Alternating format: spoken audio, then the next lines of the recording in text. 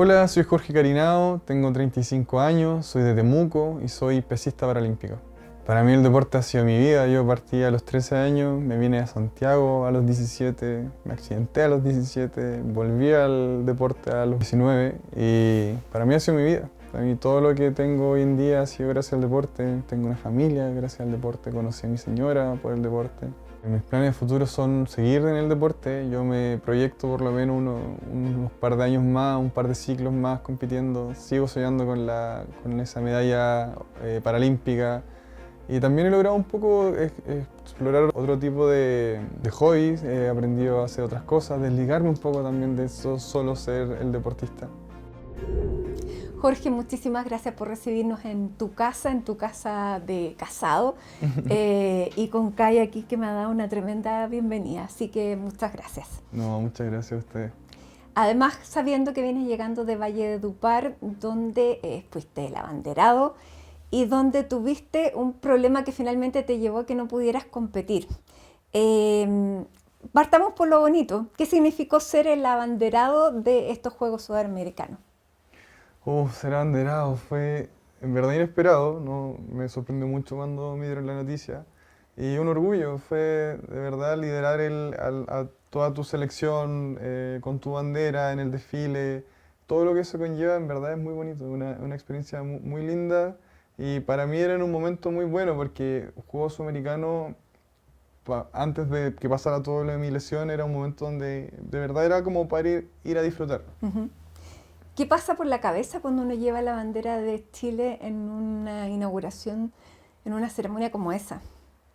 Es bonito, como te decía, o sea, cuando estábamos previo a todo el desfile, estar con todos tus compañeros atrás y llevar la bandera. Y uno piensa en su historia, o sea, ¿cómo llegué hasta aquí? Yo pensé, sí, yo creo que sí, un poco. En verdad, toda la parte anterior, cuando se hizo la ceremonia de despedida con la ministra, con todas las autoridades, también fue muy emotivo, fue muy bonito. Natalia en ese momento dio un discurso y contó un poco de todo lo que me tocó vivir a mí, vivir en mi vida deportiva, entonces de todas maneras es como un guiño a toda la historia. Y eso es lo que va pasando ahí cuando van desfilando. Ahora, en estos juegos, tú decides finalmente no competir porque te desgarraste. ¿Cómo es tomar una decisión en un momento como ese? Y también, ¿qué proceso te lleva a tomar esa decisión? Porque tú antes no habrías tomado esa opción. Sí, mira, eso fue bien complicado porque y cambió un poco toda la percepción que tuve de los juegos. O sea, estaba entre toda esta felicidad de ser abanderado y todo esto otro de que tener que bajarme de la competencia. Nosotros hicimos un concentrado previo a los Juegos de Valledupar en Barranquilla y entrenando ahí me desgarré. Entonces después empezamos a ver con todos los doctores, con el área médica, a ver si era más viable retirarme de la competencia o competir. Tenía como este juego ping-pong en mi cabeza porque el head coach en su momento me decía, ya compitamos, quizás no vamos a pelear el oro, pero sí podríamos buscar otra medalla para sumarla al medallero por Chile. Y yo decía, sí, ya hagámoslo. Pero después los doctores me decían, no, si lo así, en verdad esto se puede cortar. Hasta ahora está desgarrado, pero se puede desinsertar el pectoral. Entonces era como pensar un poco más en toda la ruta que queda para los Juegos Paralímpicos y cuidarme en ese sentido que arriesgarlo. Pero Ujú. fue una decisión súper difícil. Me imagino. Y una decisión en que ya no se toma solo, sino que tú la tomaste también, estaba tu señora acompañándote. Sí, yo lo hablé con todos mis círculos cercanos, con mis amigos, gente que estimo, con mi señora.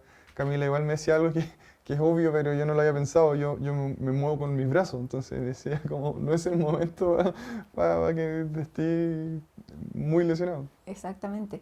Y años atrás tú, en el 2014, también para unos Juegos Sudamericanos, habías como escondido una lesión, una escara, que finalmente fue una lesión que te llegó prácticamente al hueso Sí. porque querías competir a toda costa. Entonces, ¿cómo va también evolucionando y madurando el deportista para llegar a tomar una decisión así? Sí, y también pasó precisamente para Juegos Sudamericanos. Valledupar es la segunda edición de los Juegos. Y como tú decías, la primera me los perdí por irresponsable. Me hice una herida, te veía manchas de sangre en la cama, pero yo mi idea era postergarlo, competir y luego de eso operarme, todo lo que tuviera que ver con eso. Y al final todo esto llegó una infección y me atacó antes, pues, me tuve que perder los juegos, entonces sí, ahora prefiero privilegiar la ruta, pensar más en lo que viene a futuro. ¿Y qué es lo que viene a futuro? ¿Dónde está el foco? Mi mayor foco son los Juegos Paralímpicos, o sea, ese es el sueño de todo deportista. Yo ya he ido a tres, pero en verdad quiero pelear por la medalla. Son el 2028 y tenemos toda una ruta de campeonatos Claro. que quedan de este año hasta el 2028. Ujú. Ya, esa es entonces la prioridad. Sí, o sea, tenemos un Panamericano en octubre y un Mundial en diciembre en Bahrein. Entonces, Ujú. esos son ya la ruta de Los Ángeles. Tú decías que cuando uno toma la bandera pasa toda la historia deportiva y toda la historia de uno llevando esa bandera y representando a Chile. Pero yo quiero irme antes de todo eso. ¿Cómo era Jorge Carinao antes del deporte? En Padre Las Casas, ¿cómo te criaste? ¿Siempre el deporte estuvo presente en tu vida? ¿Cómo llegaste a ser un deportista de élite? No, mira, en verdad no estuvo tan presente en mi vida el deporte. Mi papá jugaba a la pelota. Bueno, en verdad sí. Él me metió a un equipo de fútbol en Temuco, que íbamos los domingos. A mí nunca me gustó mucho el fútbol. Y creo que también quizás por culpa de eso, porque como que me obligaban en la mañana a levantarme los domingos temprano a jugar a la pelota, algo que no entendía, que no me gustaba. Entonces me fui alejando un poco de eso. Y el resto de la niñez, en verdad, súper bien, yo creo como más normal, quizás afortunado siento yo, sin redes sociales ni teléfono en ese momento, como que aproveché de jugar harto. Y el deporte llegó en el colegio. Ya, pero llegó, tú te fuiste a probar para el levantamiento de pesas Sí, y el entrenador dijo, no, tú no. sí, a mí me pasó que como las pesas no son un deporte muy lúdico, tampoco masivo, entonces uno no va a jugar a levantar pesas. Entonces los entrenadores se ven como en la obligación de buscar gente en colegio, y a mi colegio llegaron uno. Me hicieron un montón de pruebas como de postura, de elongación, para ver si tiene aptitudes, porque a un niño chico no podéis cargarle peso, pero sí podéis con esto ver si tiene futuro o no. Y yo por el reflejo de una ventana vi cuando él pasó atrás mío y dijo como no, o este no. Yo había entendido mal las posturas, que había que estar en cuclilla, con toda la planta del pie apoyado. Yo entendí que el que llegaba más abajo lo hacía bien, entonces estaba como todo doblado en punta de pie, entonces no quedé al principio. Ya, pero eso se convirtió en un estímulo, te desafió más que te tiró para abajo. Sí, o sea, yo lo vi como un desafío, como qué tan difícil puede ser levantar pesas, cómo no voy a quedar. Y había otro de los entrenadores que él me preguntó cómo te fue, y yo le dije, puta, no tan bien. Y me dijo, no, si queréis venir, ven igual, como, o sea, te entreno yo. Era como un premio consuelo. ¿Ya? Y eso en verdad me motivó, o sea, yo accedí, en ese momento me dijeron que si íbamos a este taller no eximíamos de educación física, así que como que me gustó más todavía. Después me enteré que esta cuestión tenía que ir 3 veces a la semana, allá no me gustó tanto. Pero claramente el desafío fue lo que te estimuló. ¿Siempre fuiste competitivo? Yo creo que no, hasta ese momento no tanto, pero a mí lo que me encantó del deporte no fue el deporte en sí, fue la competencia. Porque yo aguanté como más o menos un mes ahí y en verdad no me gustó. Me cargaba levantarme temprano los sábados, ir a entrenar, tener que estar cansado, adolorido, me estaban saliendo callos en las manos. Entonces toda esa parte no era tan entretenida. Y cuando yo pensé en retirarme, como en decirle al entrenador, si es que ya no, esto no vale un 7, eh, llegué a una competencia, que era una competencia muy como simbólica, porque no había premiación, no había medalla, era solo un testeo entre los que habíamos partido ese mes, y yo gané ese control. Y para mí eso fue lo que como gatilló todo lo que soy hasta ahora. Ganar. Sí, yo competir y sentir este sentido de pertenencia, como que había conseguido algo 100% por mí. No tenía que ver ni mi familia, ni mis profesores, ni mi papá. Había sido por levantarme temprano todos esos días, todo ese mes, entrenar, hacer caso a lo que me decían. Y a mí me encantó esa sensación. ¿Cuántos años tenías ahí? Tenía 13 años. Ya, y ahí entonces tú dijiste, sigo. Sí, cuando el entrenador se acercó a mí y me preguntó qué quería decirme, dije, no, no, como nada, nada, profe. Y ahí, ¿cuándo tomas la decisión de venirte a Santiago? Porque de Padre Las Casas a Santiago, en esa época, teniendo 13 años, también hay una distancia enorme. ¿A qué edad te vienes y cómo tomaron la decisión? Yo me vine a los 17 años Ujú. y después de ese control que te cuento, en verdad todo fue muy rápido. Yo pues, al tiempo era campeón regional, después campeón nacional, récord nacional. eh, Fui a un campeonato panamericano prejuvenil, que es segundo. Y con todos estos miedos en ese momento, porque como no había tanta información, no había tanta como difusión del deporte en ese momento, yo no sabía bien en qué posición me encontraba. Entonces cuando fui al primer Panamericano, yo pensé que todos me iban a ganar. Y luego me fue bien, en verdad estaba bien encaminado. Y entendí que al final todo el alto rendimiento y la disciplina y toda esta cuestión para llegar más arriba se hacía acá, en Ujú. Santiago. Entonces con el apoyo de mis papás me vine. Al principio supuestamente era por un tiempo corto, iban a ser 3 meses, volví a Temuco, después volví a Santiago y así. ¿Y cómo fue llegar a Santiago? Al Fue, CAR, al fue, Centro de Alto Rendimiento, porque ahí llegaste. sí, no, fue como en verdad vivir un sueño, o sea, venía literal con una mochila llena de sueños, con un entrenador nuevo, dedicarme 100% al deporte, el CAR en ese sentido es muy bueno para eso, porque está la residencia deportiva, los gimnasios están al frente, tienes todas las comidas, entonces era entrenar, dormir, volver a entrenar. Ujú. Pero no estabas de menos tu familia. Al principio sí, yo recuerdo que nosotros nos fuimos a entrenar antes de llegar al CAR a Ecuador, estuvimos mucho tiempo en meses afuera y ahí sí yo echaba mucho de menos a mi familia, a mi mamá sobre todo, y era bien mamón. ¿Y qué dijo ella cuando ya decidiste seguir esta carrera y venirte a Santiago? Siempre me apoyaron, siempre me apoyaron en ese sentido, yo creo que nunca pensaron que me iba a quedar tanto tiempo. Bueno, al final nunca volví. ¿Y qué significó para tu familia apoyarte en cumplir ese sueño? Como te digo, o sea, al final mis dos papás siempre no cuestionaron las decisiones que yo tomaba en el deporte. Pero ellos no, o sea, tu papá aparte de llevarte a jugar fútbol no tenía nada que ver con el deporte, ninguno de los dos. No, ninguno de los dos, nada que ver. No, nunca habíamos como tenido alguien que compitiera en la familia tampoco. Entonces, igual fue como todo un mundo nuevo. ¿Y qué sacrificios hicieron ellos? O sea, imagínate, al principio todo igual lo sostienen ellos. O sea, las competencias que teníamos a nivel nacional, los pasajes, la implementación que necesitaba yo, los zapatos en su momento que eran súper difíciles de conseguir.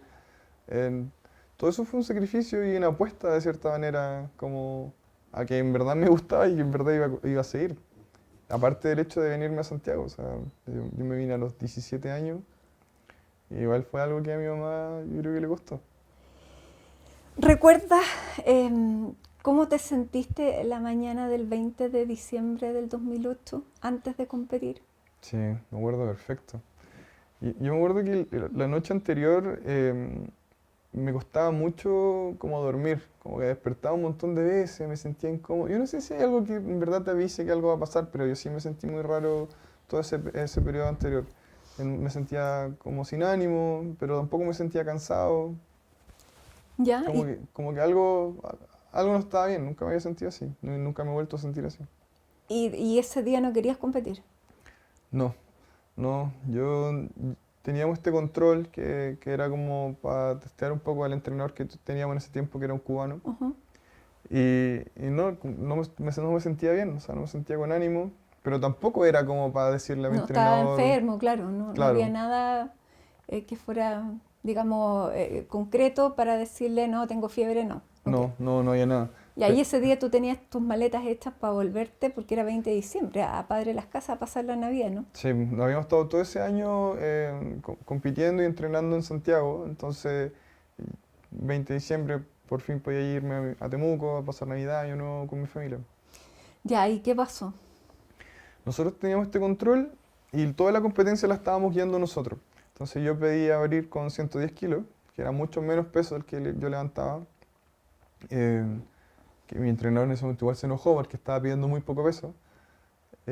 Pasé al primer intento, se me cayó la barra, me caí como hacia adelante, paso al segundo intento, nosotros tenemos 3 intentos. El segundo intento se me va la barra hacia atrás y el tercer intento traté de agarrarlo como pudiera y la barra esta vez cae derecho. Entonces cae derecho, mi trasero tocó el suelo, la barra me comprimió contra el suelo y me fracturó la columna. ¿Qué pasó ahí? ¿Te diste cuenta al tiro que era una lesión grave?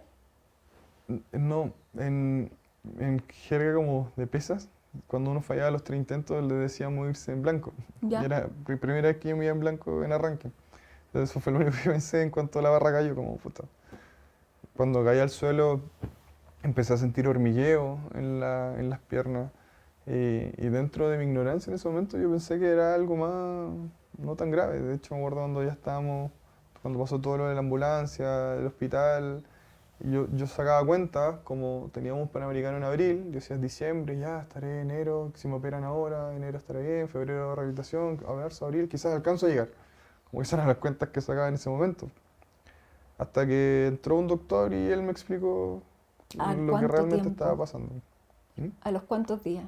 No, fue el mismo El día. mismo día. Sí, después de todos los exámenes que me tomaron, de la resonancia, escáner, rayo X, toda la cuestión, llegó un doctor y él se dio cuenta que yo no entendía realmente lo que estaba pasando, porque él me dijo, te vamos a tener que operar. Pero no era tan raro una cirugía en el alto rendimiento. Ujú. Yo era chico, pero tenía amigos operados de la rodilla, del codo, de un montón de cosas. Entonces, cuando él me dice una cirugía, yo pensaba como que bien, porque en verdad me dolía mucho la espalda y que me durmieran y que esto se pasara. Pero ahí él se dio cuenta que yo no entendía, entonces él me explicó, me dijo, Jorge, mira, esta es tu columna, te la fracturaste en esta parte y tuviste daño medular y lo más probable es que no vuelvas a caminar. Lo más probable es que vas a tener que usar una silla de ruedas, esas fueron las palabras que usé. ¿Y qué eso te vino en la cabeza? No, en ese momento uno cree que es la excepción, o sea, no, este gallo no tiene idea de lo que está hablando, como yo creo que es tan fuerte la noticia que igual de cierta manera la va a ir bloqueando. Rechazo. Sí, sí, entonces me llevaron al pabellón, me operaron, después también parte como un juego de ping-pong en tu cabeza, como no, esto no me lo va a ganar, como después puta, parece que sí. Entonces es un duelo bien largo donde tú vas entendiendo pucha, quizá era verdad lo que decía el doctor. Y pasaste 3 meses hospitalizado. Fueron 3 meses, sí.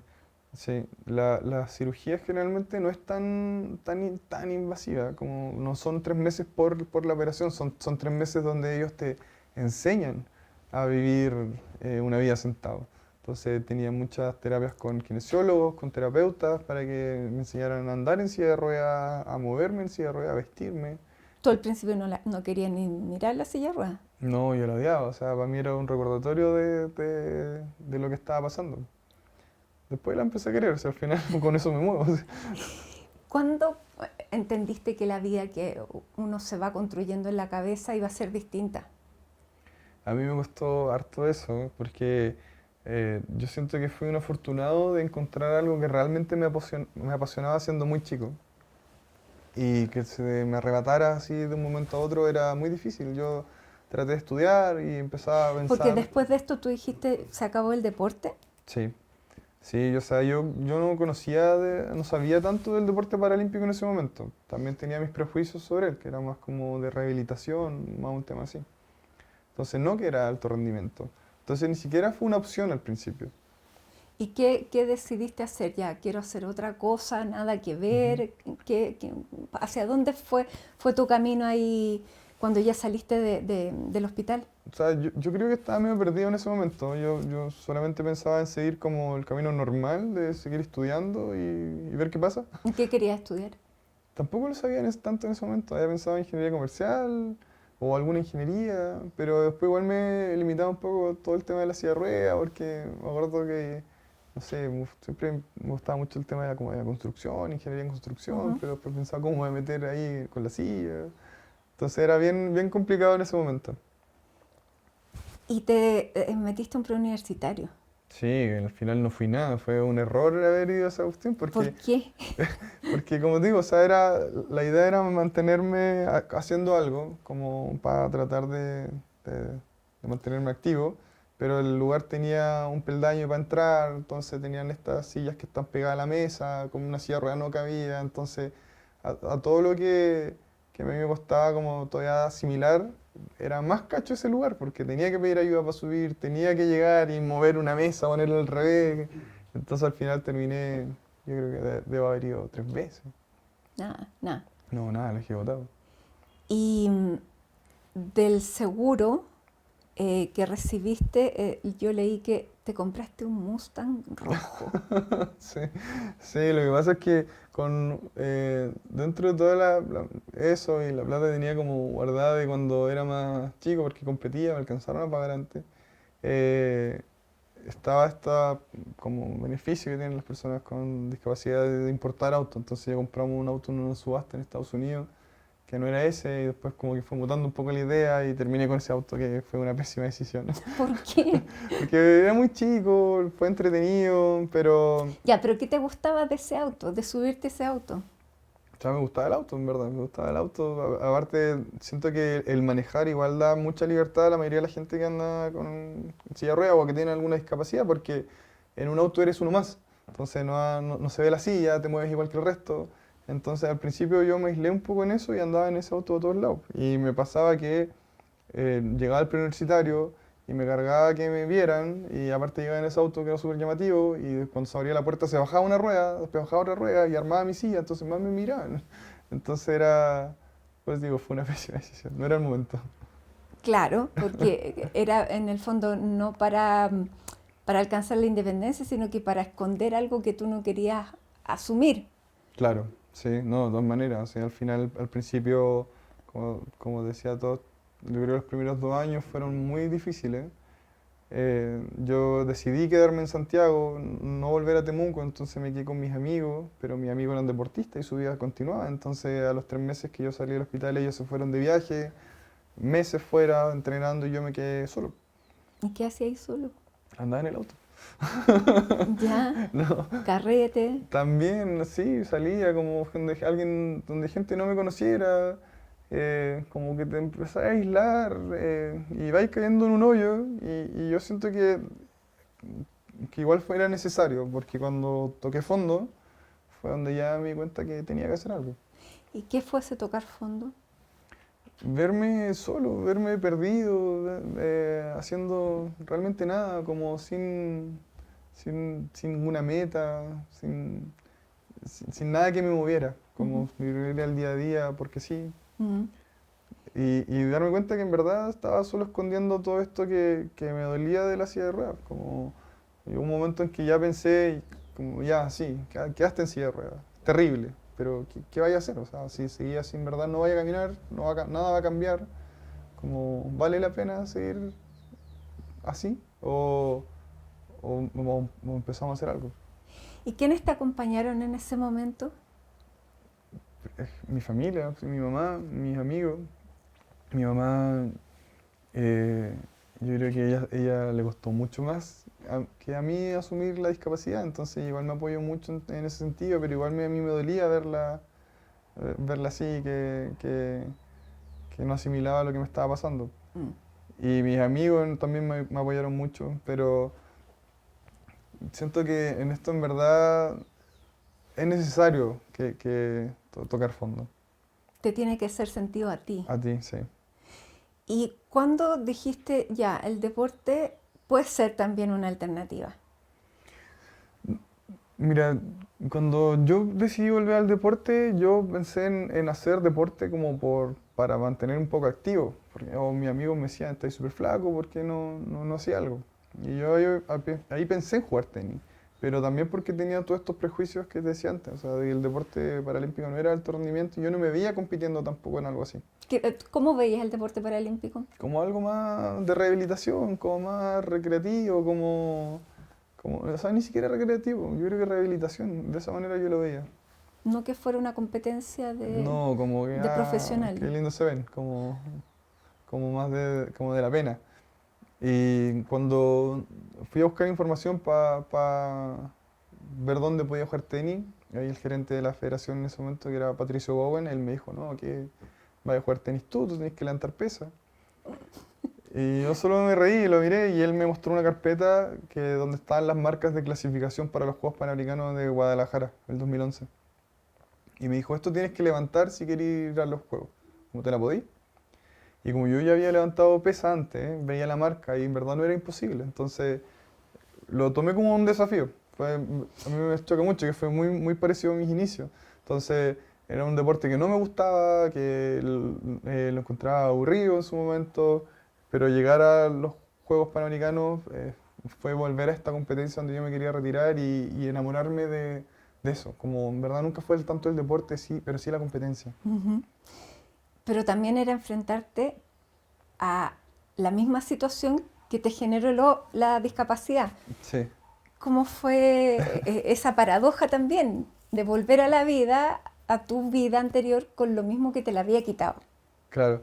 ¿Sabes qué? A mí nunca me gustó tanto el tema de las pesas. Yo nunca culpé a la barra. Como en verdad siempre lo tomé como un accidente y pensar de harto rato traté de buscarle la vuelta de por qué a mí lo tomé como eso, como en verdad fue un accidente. Y, y no, la barra nada. Pero a mi mamá obviamente le costaba, a mi amigo igual. Mi mamá pensaba, estaba loco, ¿cómo volver a levantar pesas? Pero para mí fue la mejor decisión. Y cuando te enfrentaste con ese mismo peso que se te vino encima, los 110 fueron, 110 kilos.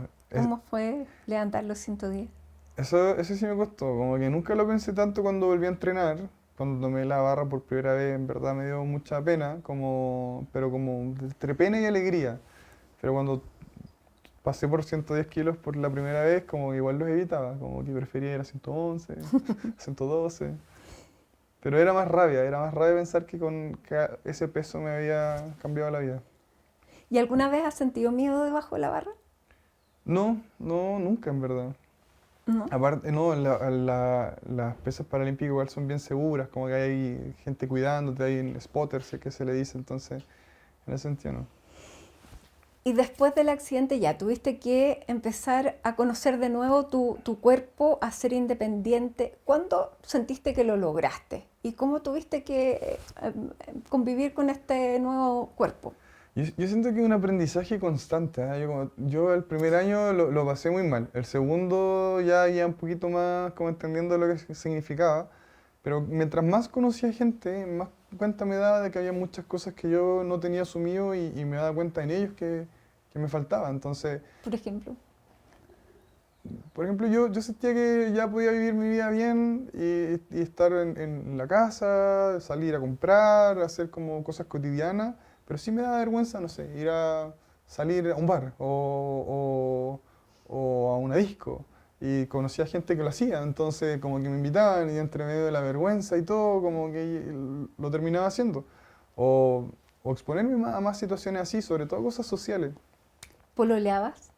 En ese momento pololeé después del accidente, pero como 2, 3 años después de haber sido. Ujú, Entonces, bueno, sí, un poco todo eso.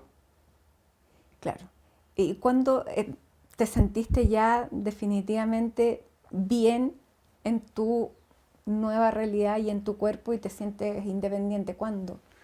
Mira, independiente, yo creo que me sentí bien independiente al principio, Ujú, como que yo traté de quitar un poco esto de la discapacidad, de que tienes que pedir ayuda, como que la más gente mayor que andaba en silla de ruedas le pedía consejos y me decían, no, te tienen que ayudar, y no era lo que yo quería. Entonces ujú, yo aprendí a subir las veredas solo, a subir escaleras solo, como parte de entrenamiento un poco, ujú. a ser muy independiente, a valerme por mí mucho.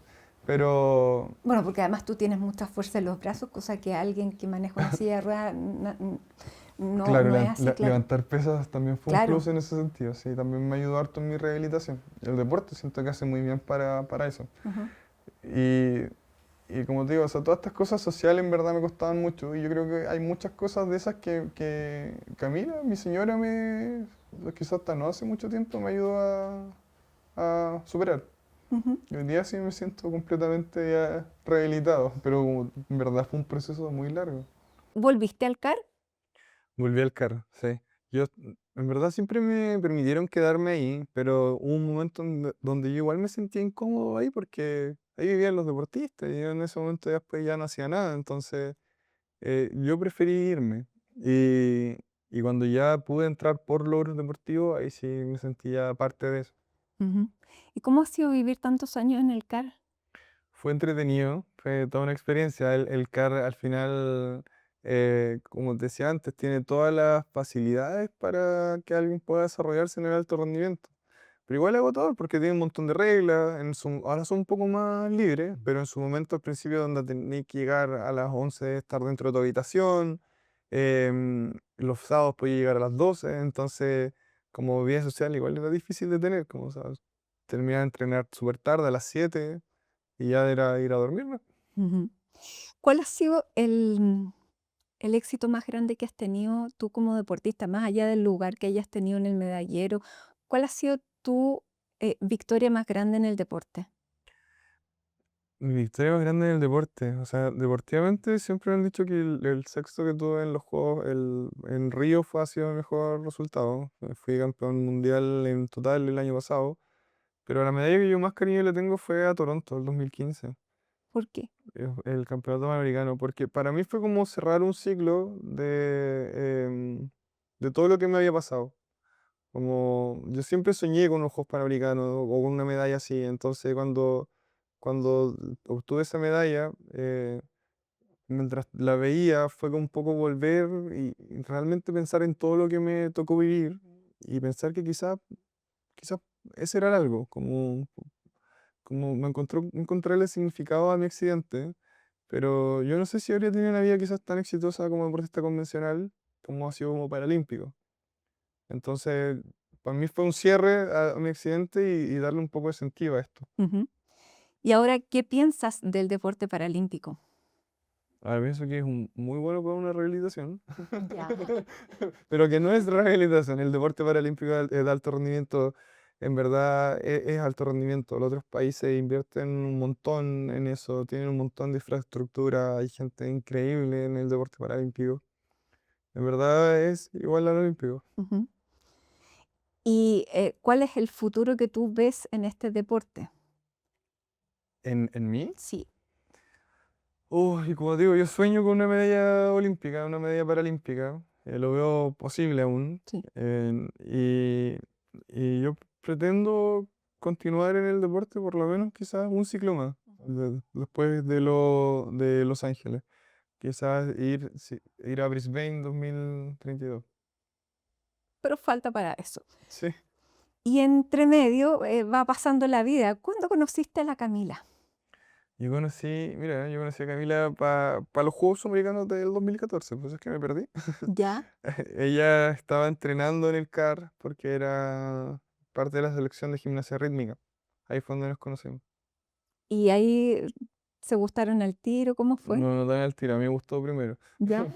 Y después conversando y todo eso, con el tiempo partimos, llevamos hartos años juntos, como el alto y bajo, como todas las parejas, pero ahora que estamos acá, pues ya estamos casados, vivimos juntos. Bueno, el 2023 yo creo que de las pedidas de matrimonio más románticas fue la tuya, porque ganaste el oro y le entregaste el anillo ahí mismo. Sí, la verdad que siempre no sé si lo soñé así, pero encontraba que era muy bonito como hacer que los juegos fueran de los dos. De verdad yo ya estaba pensando en casarme con ella, quería pedirle matrimonio, llevábamos viviendo un año juntos, entonces partió todo este como plan de pedirle matrimonio ahí. ¿Cuánto llevabas con el anillo comprado? Llevaba como 5 meses, creo, más o Y te menos. había aguantado 5 meses. Sí, sí, sí, lo tenía guardado, que pensaba quizás pedirle después de los juegos y después o en los juegos. Y ahí tuve mis cómplices, mi hermana me ayudó, mi cuñada, un amigo para bajarme del escenario porque me saltó un poco el protocolo, pero como era la última competencia de las pesas, entonces no seguía nadie después, así que tenía un poco de tiempo para hacer todo eso. Y ahí fue el oro y el matrimonio. El oro y el matrimonio, sí. Un regalo de medalla, Camila, la tenemos enmarcada en nuestro dormitorio. Y sí, fue muy bonito toda esa situación. ¿Y cómo ha sido ahora esto de vivir en pareja? Ya, bueno, ustedes llevan viviendo Ujú, un año ya para el 2003, o sea, ya llevan 3 años viviendo juntos. ¿Cómo ha sido esta vida? Porque tú viviste mucho tiempo en el CAR, ujú. donde uno tiene otra vida, pero es vida de amigos, es vida de, claro, de restricciones, pero es una vida como muy comunitaria, a la vida en pareja. Mira, la verdad que la vida de casado yo sí siento que fue distinto, porque antes vivíamos juntos y obviamente nos proyectábamos juntos, pero ahora sí es distinto, como que sí lo damos por hecho, o sea, si queremos envejecer juntos y tener toda una vida y hijos y hacer todo eso, y sobre todo igual cambió la vida con la relación con nuestras familias, siento que uno lo siente más su familia, entonces por nuestros últimos 3 años han sido, de verdad, maravilloso. Y en estos últimos 3 años también desarrollaste otra faceta, porque empezaste a hacer un podcast y empezaste tú a ser el que hace las preguntas. Eh, ¿Cómo surgió la idea de hacer este programa con un amigo tuyo? Sí, Ignacio Nordetti. Aquí está esto de Detrás del Alto Rendimiento, así se llama el podcast. Sí.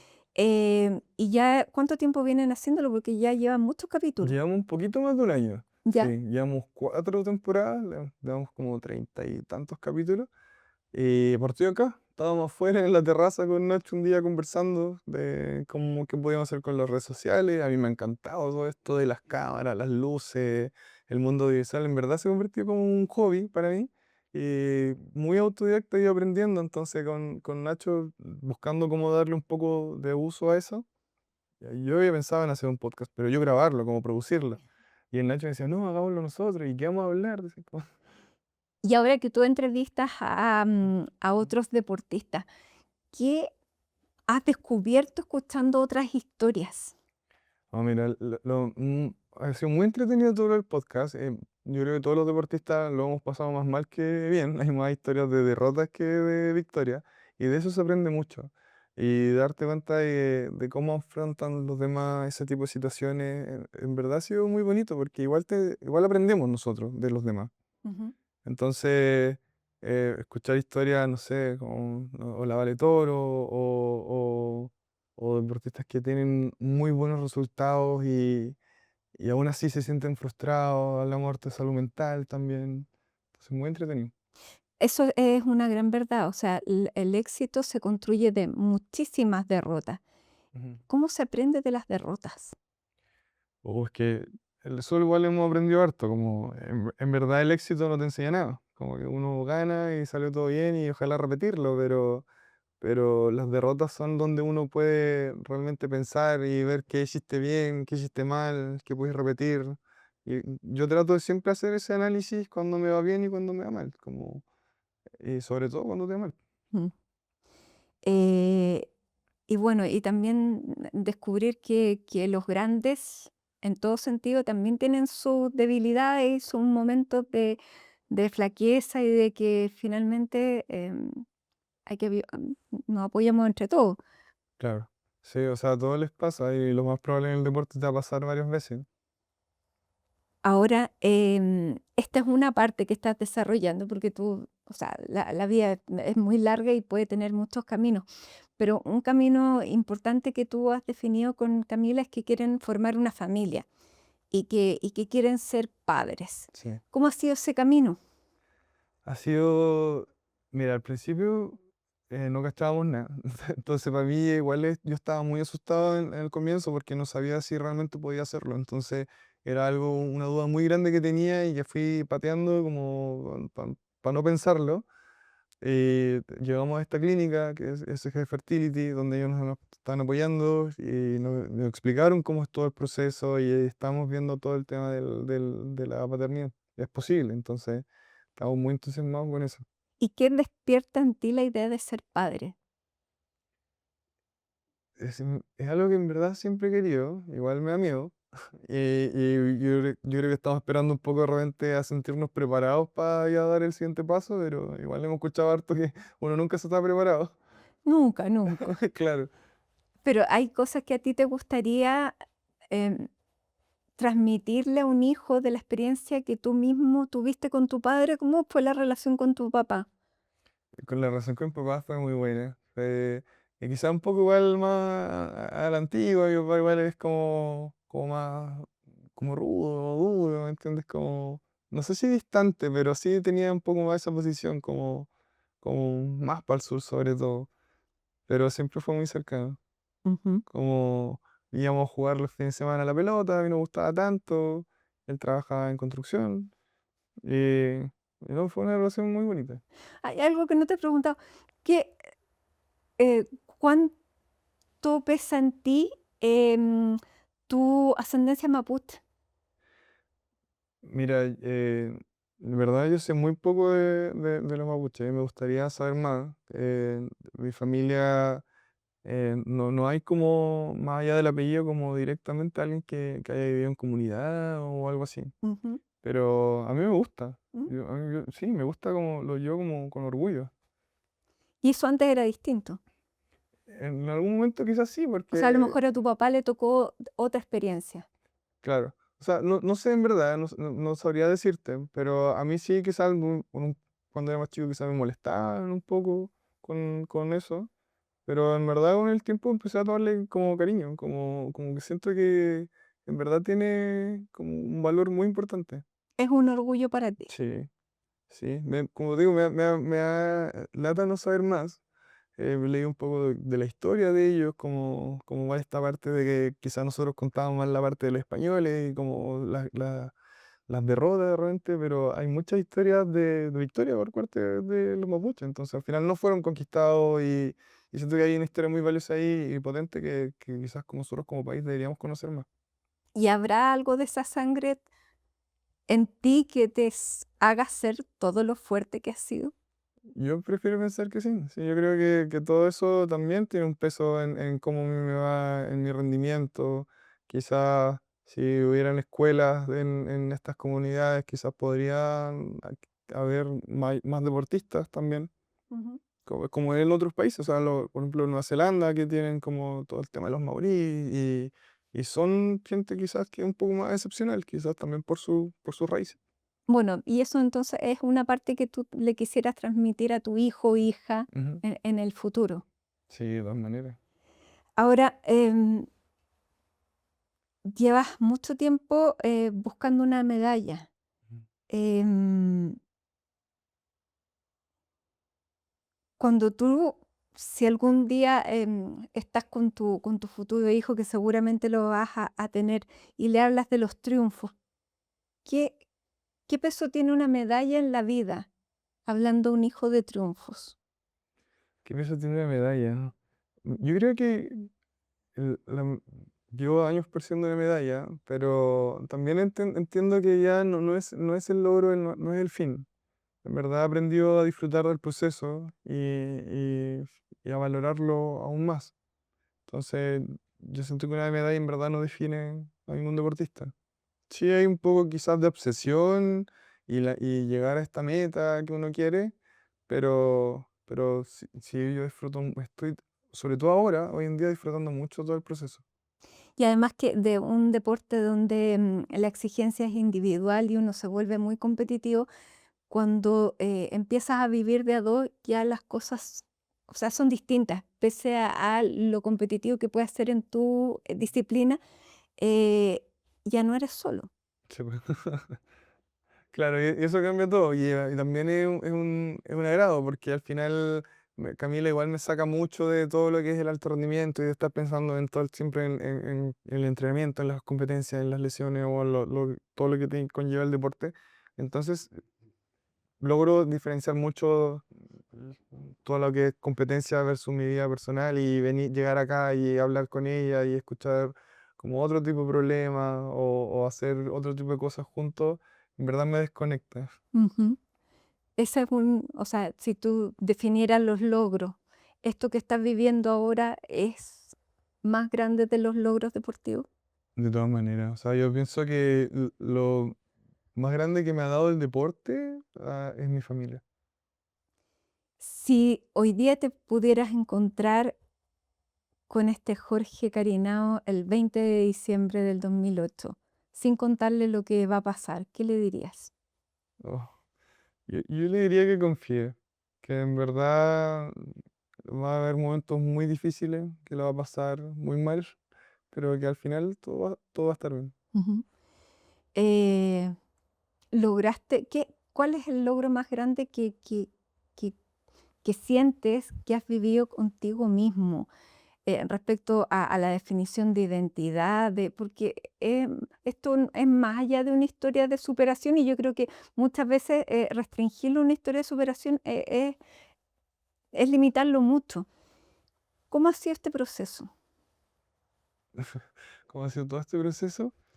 O sea, para mí, como te digo, ha sido en verdad ir quemando etapas año a año. O sea, partir al principio muy enfocado en el deporte, persiguiendo objetivos, quizás definiéndome un poco por eso y con el tiempo madurando, desligándome un poco del deporte, siendo muy feliz en lo que hago y ahora estar casado con una familia. En verdad yo me considero una persona muy feliz y eso es lo que más valoro, indiferente de la silla de ruedas, logro hacer todas mis cosas, soy muy independiente. Y esa felicidad se nota. Así que Jorge, te quiero dar las gracias que nos hayas abierto la puerta de tu casa y de todo lo que se ha significado este camino, esta vida que sin duda a mucha gente le puede hacer mucho sentido. Desde otros lugares, porque a lo mejor no siempre un accidente es lo que te tira para abajo, pero hay Claro. muchas cosas que son obstáculos que la gente va viviendo eh, como grandes montañas y que finalmente se superan. Y esa es como la gran lección tuya y de todo este camino que has hecho. Así que te queremos dar las gracias, desearte todo el éxito en todo lo que se viene, porque se vienen muchísimas cosas, no solo en lo profesional, sino que en la vida, que es ahí lo más importante. Y gracias a Kai, que se portó tan bien durante toda la entrevista. No, muchas gracias a ustedes. Muchas Así gracias, que, Marilda. además, futuro, colega de entrevistador, muchas gracias. Y gracias también a ustedes por habernos acompañado en esta edición, conociendo esta vez a un deportista de élite como Jorge Carinao. Muchas gracias.